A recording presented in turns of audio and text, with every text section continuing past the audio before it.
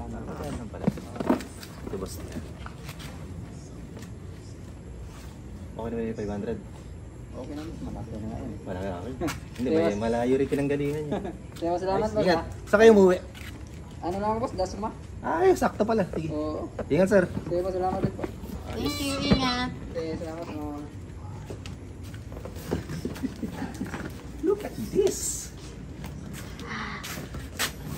Ayuda. Ano kaya ito? Bigas? Ha? Mga delata, ganun.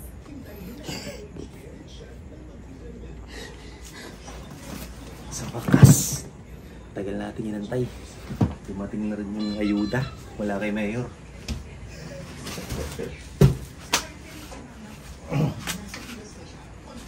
Ano yan? Box na ba natin? Ha? Box na ba natin? At nakasulat. Made in Japan.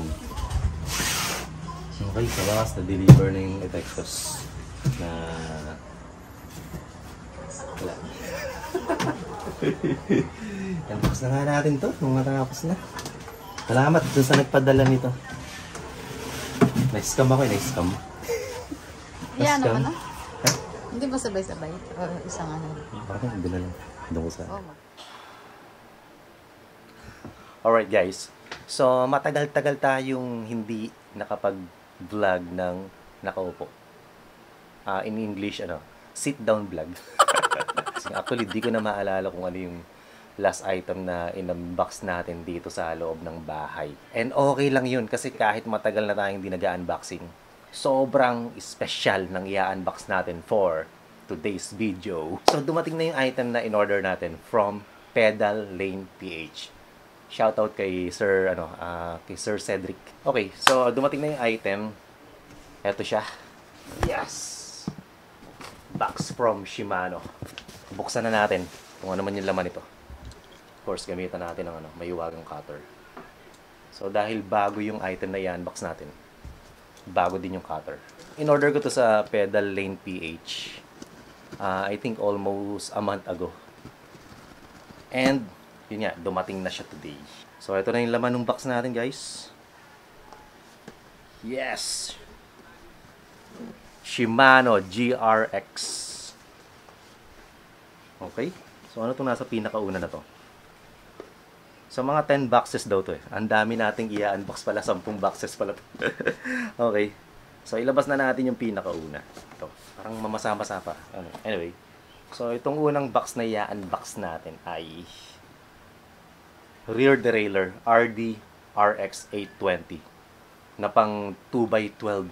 So, okay. Banggitin na natin. Ang in-order natin ay GRX 820 na group set. Obviously, pang gravel na na bike ito. Okay? So, merong tatlong version yung yung bagong Shimano GRX na 12 speed. Hindi ko kanina. So, merong tatlong version yon. Merong tinatawag na unstoppable, unbeatable, and yung undroppable. Alright? So, yung unstoppable, naka 1x siya na chainring. Then, yung cassette niya ay 10 hanggang 51 teats. 10 to 51 teats, okay? So, 12 speed, 10 to 51 teats. Then, ang chainring niya ay pwede kang mamili kung 40 teats or 42 teats. And then, yung crank arm length niya ay 170, 172.5, and 175. Okay? So, yun yung unstoppable. Now, yung isa pa is yung unbeatable. So, ano naman yung unbeatable? Yung unbeatable, ang kanyang cassette ay 10 hanggang 45 teats. So, yung rear derailleur pala nitong unstoppable tsaka unbeatable. So, long cage yung para sa unstoppable. Okay. Para kaya nyo i-cover yung hanggang sa 51 teats. Doon naman sa unbeatable, so medium cage siya. Okay. Yun yung mga difference ng dalawa. Now, ano naman yung pangatlong klase nitong GRX na group set? So, ito naman yung tinatawag na undroppable. So, bawal kang madrop. So, yung droppable, naka 2x na setup siya. So, yung chainring niya ay naka 48x31. Yun, tama. So, 48x31. So, obviously, nilabas tuloy natin yung box. Ang in-order natin ay yung undroppable. Bakit? Kasi, ayaw nating madrop. Okay, so yung chainring niya ay 48 by 31 teats. Then yung cassette niya ay 11 up to 36 teats or 11 to 34 teats. So yun yung choices. Busog. So yun, again, ang pinili natin na group set ay yung undroppable. Bakit? Tingin ko para mas flexible ka on all kinds of terrain. And especially na mahilig tayo mag long ride, gaya ng mga rides natin sa Audax, diba, tsaka Bicol. Tingin ko, mas akma sa akin na gamitin ko ay yung undroppable. Para regardless kung mag-gravel na ruta ka man or mapapatag, so medyo makakasabay ka pa rin dun sa medyo mataas na speed.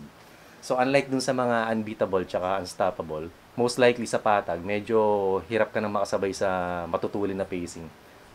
Kasi nga, medyo maliit yung chainring niya, naka 1x lang din siya. Pero ang advantage naman kung naka-unstoppable ka or unbeatable, kapag nasa gravel route ka, and merong mga stiff na climb na gravel route, so hindi ka basta-basta tutukod.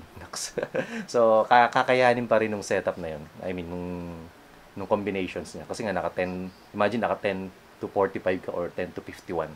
So ito yung rear derailleur RX 820. So pang 2x12. So itong rear derailleur, ang maximum niya pwede siya hanggang 36 teats na cassette. So fresh na fresh, ngayon lang natin to talaga binuksan.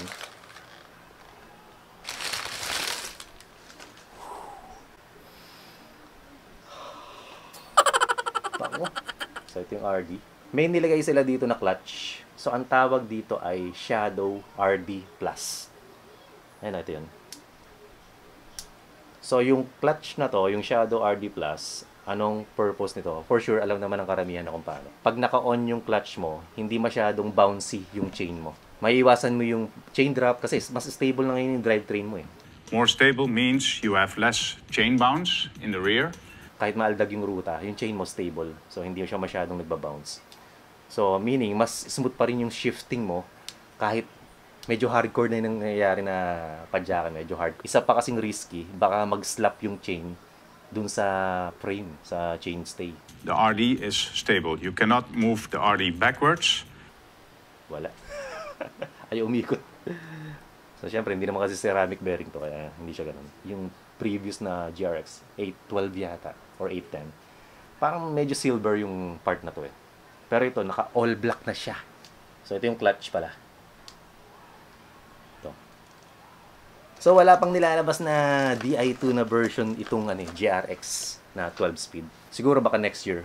Baka mamaya marami pa silang nakalabas na Di2 sa market. Baka hindi mabili yun, di ba? CNM8100. So, 126 na link siya. Haba. Normally sa road bike, 114 or 116 lang. Ito, 126. Isa to sa nagpapa-excite sa akin actually kasi first time kong gagamit ng disc brake. Okay, so meron tayong dalawang rotors. Okay.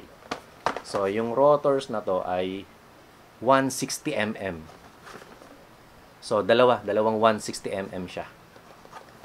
Nakalagay dito, Ultegra GRX Deore XT. Ice Technologies Freezer. So, normally kasi pag nagbe-brake, di ba, yung talagang pag madalas kang mag-brake, nag-iinit siya.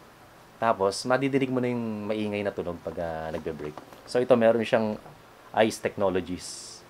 So, siguro, pinapalamig niya agad yung rotor kapag madalas kang mag-brake. Siguro. Malay ko, first time kong gumamit. Okay, so, FDRX 820 2x12S. Front derailleur. Yung openan natin. So, shoutout din doon sa nag-deliver. Kasi medyo malakas ang ulan sa Manila. Na-deliver naman niya ng safe yung item natin. Ginawa natin, dinoble natin yung bayad sa kanya. Kasi sulit na sulit yung pag-deliver. Imagine, galing pa siya ng Cubao. Then pumunta siya dito sa Cavite, sa General Trias. Ang layo ng binyahe niya. Okay. So, ito na yung rear derailleur. Alright. So, may nakalagay lang na Shimano GRX dito sa harap. Okay, pasok na natin. Wala na masyadong kakaiba. Wala akong may paliwanag dito. May kasama siyang bottom bracket SM BBR 60. Actually, nag-iisip ako kung bibili ko ng ceramic na bottom bracket eh. Kaya lang, wala tayong pambili. Medyo mahal din kasi yung ceramic na bottom bracket. Yung tri-pick yata, parang nasa 5,000. Pero, tsaka na siguro yun. Pag nakaluwag-luwag. Nakaluwag-luwag. By the way, comment down below pala kayo. Ano ba yung mas preferred nyo? Kunwari, meron kayong next bike. Ano ba yung preferred nyo? Preferred nyo ba na buo na agad? Or mas preferred nyo na isa-isa yung binibili yung parts? Mas preferred ko talaga na isa-isa kong binibili yung bike parts. Wala rin kasi kung budget na malaki agad, na mabili ko agad yung isang buong bike, no? For example, gusto kong bike worth mahigit 100k or mahigit 200k ganyan. Siyempre, wala naman tayong ganung pera. So, ang ginagawa natin ay nag-iipon muna tayo. Then, pag kaya nang bumili ng, for example, kaya na niyang bumili ng saddle or ng handlebar, so, isa-isa natin binibili. So, ganun yung ginagawa ko. Isa pang reason ko is, syempre, mabibili ko na agad kung anong specs yung gusto ko. Diba? Kung anong group set talaga yung gusto ko. Kung anong wheel set. Kung anong handlebar. Pati yung upuan. So, nabibili ko na kung ano yung gusto ko. Ang advantage nun, kasi compare sa kunwari, buo na yung bike na binili mo, ang mangyayari nun, may mga parts doon na hindi mo talaga preference, di ba? Kasi built na siya. So, ang mangyayari later, i-upgrade mo na lang siya ng i-upgrade, which is okay lang din naman. Ang advantage lang din nun, kapag built na yung bike, hindi ka na mahirapan mag-isip. So, hindi ka na mahirapan mag-isip kung ano yung bibilin mo na wheel set, na group set, or handlebar, upuan, kasi nandun na lahat, di ba? So, hindi mo na kailangan pag-isipan. Pero sa akin kasi, mas preferred ko yun na isa-isa kong binibili na para kung ano talaga yung gusto ko. Yun yung bibiling ko. Although medyo matagal siya, kasi hindi mo naman siya mabibili ng isang bagsakan. So, unti-unti yung pagbili. Aabutin siya ng mahigit 1 year. So, pero at least, after mo makumpleto yung bike parts, at least, sure ka sa sarili mo na yung nabili mo, yun talaga yung gusto mo. So, why not, kumbaga, ipunin mo yung pera mo. And then, pag naipon mo na yung certain amount, why not ibili mo na lang ng isang buong bike? So, ang problema kasi, kapag iniipon yung pera, baka magamit ko siya sa ibang items. So, mangyayari, yung pera na yun, magagalaw siya. So, kaya ang ginagawa kong style, pagka may na-save akong certain amount, for example, naka-save ako ng 10,000, so, ibibili ko na siya ng saddle, or ng pedal, or ng bar tape, so, ganun. Para at least na i-secure ko na yung item. So, isa pa pala, syempre, kaya gusto rin natin na paisa-isa yung bili natin ng item, yung hindi siya buo. Syempre, makakapagbuo tayo ng maraming contents, di ba? So, imagine, every part ng bike na meron tayo, pwede nating gawa ng content. So, for example, separate content for the handlebar, seat post, stem, even yung wheel set, of course, syempre, wheel set, then yung kung ano yung tire na gagamitin natin. So, isa-isang content pwede natin gawin doon. So, yun yung advantage na hiwa-hiwalay mo rin siyang bibilin. Tapos, syempre, exciting din kasi yung isa-isa mong ina-unbox at tsaka isa-isa mong inuuwi sa bahay yung item. It makes you feels more excited dun sa pagbuo ng bike. May suspense, kumbaga. Yun lang naman yung reason. Okay, dami kong satsat. Okay, meron tayong brake mount adapter para to sa calipers. Normally, saan ba nilalagay adapter? Sa likod yata. Hindi ko abisado kasi first time na natin gagamit. Baka yung front na brake, may adapter na siyang kasama. Oh, ito pala yung cassette. Ilabas na rin natin yung cassette. Kapag may bagong cassette talaga, napakagandang tingnan. Sa totoo lang. Isa to sa favorite na part ko sa bike. Kasi pag bago siya, as in sobrang kinis. So, yung pinakamalaking cogs na nagamit ko actually is 1132 teeth. So, ito yung 36. Grabe, ang laki pala niya. Okay, yung STI na right. So, ST RX820R. Yung pala meaning na STI, Shimano Total Integration. Okay, ganito yung pagkaka-package sa kanya. So, bakit dalawa? Dahil nga siya? STI and yung brake caliper. Shit, ang bango. So, ang napansin ko dito, syempre, mas sanay tayo dun sa road na rubber hood na parang makinis lang to eh. Ito, may Ano ba tawag dito? May groove. Groove ba tawag dito? So, para mas maganda siguro yung kapit ng, ng kamay mo pag nakahawak ka. Actually, hindi ko ma-explain yung excitement na nararamdaman ko. Kasi, unang-una, may bagong bike na naman tayong binubuo. After nung binuo natin yung Factor, back in 2020 ba natin binuo yung bike? Yung Factor? 2023 ngayon. So, meaning, 3 years bago tayo nagkaroon ng bagong bike. Hindi pala nagkaroon. Magkakaroon. Magkakaroon pala. And disc brake. So, ang isang improvement dito ay yung clearance ng caliper. Based sa nabasa ko, mga 10% wider siya compared dun sa previous na generation ng GRX. So, anong advantage nun? Kasi pag masyadong malapit yung caliper dun sa disc, kapag may sumabit na maliliit na bato or putik, magra-rub yun dun sa brake pad. So, pag nag-rub dun yun, maingay. Tapos, isa pa, pag tinayuan mo yung bike, syempre kahit pa paano may konting flex yun, di ba? So, may tendency na sumayad yung disc mo dun sa brake pad. Okay? So, yung 10% na allowance na yun, somehow, makakatulong na yun para, yung gap na yun, makakatulong na para ma-avoid yung mga ganong scenario. Yun lang.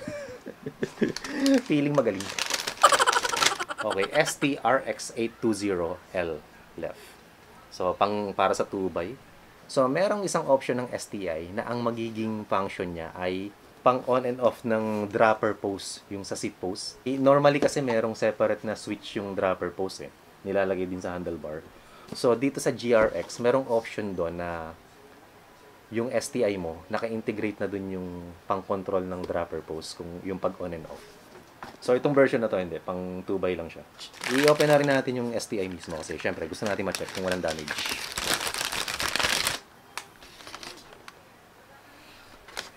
So, ang isang kapansin-pansin pala dito, ito. So, maganda yung ergonomics. So, itong yung pointing finger mo, pwede mong ilagay dito. Then, dito yung the rest.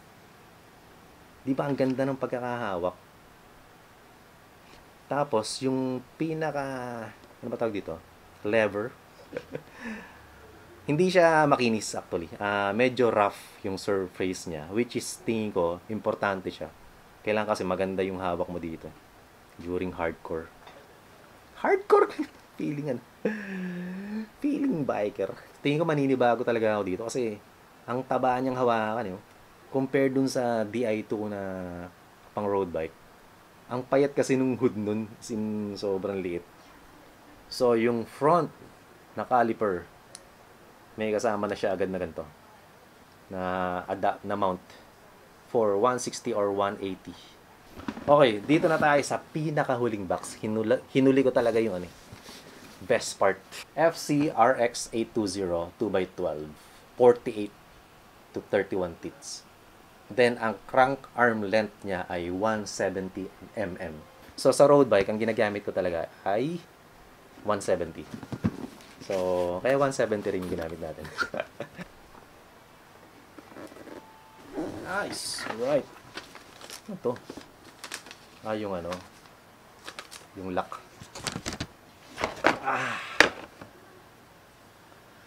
Halotech din yung technology nito, guys. Kaya medyo magaan to. Halotech. So, FCRX810, Japan, 170, then VD. Naku, baka kasama to sa recall. Pero ang recall lang naman isa Ultegra tsaka Durais. Pero check nga natin yung kasama. So, from KF hanggang RF, yun yung kasama. So, hindi siya kasama. Okay, safe. So, ito, 48 to 31 teeth. So, kung hindi ako nagkakamali, yung crank arm design niya, pareho siya nung previous. Yung 810 yata or 812. Tingin ko pareho siya kasi nakakita na ako nun. Ngayon, baka ang iniba lang nila ay yung pinaka chainring. Ito. Kasi kailangan fit ito sa chain na pang 12 speed, di ba?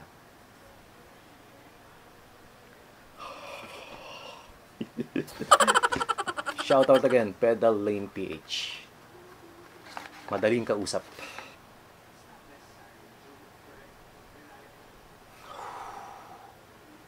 Ganda na itsura nyo. So, makinis yung gitna na part.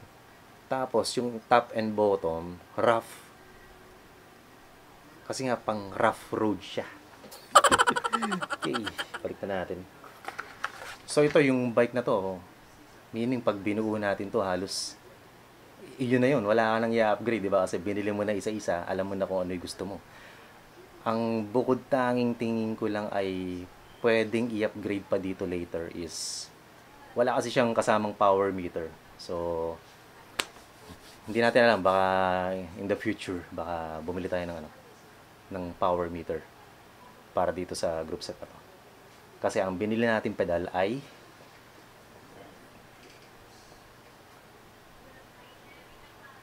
XTR pedal. So, i-unbox na lang natin to sa next na video. Okay? Okay, nakapag-comment na ba lahat kung ano yung preference nyo? Kung built bike ba siya? Or per component na purchase?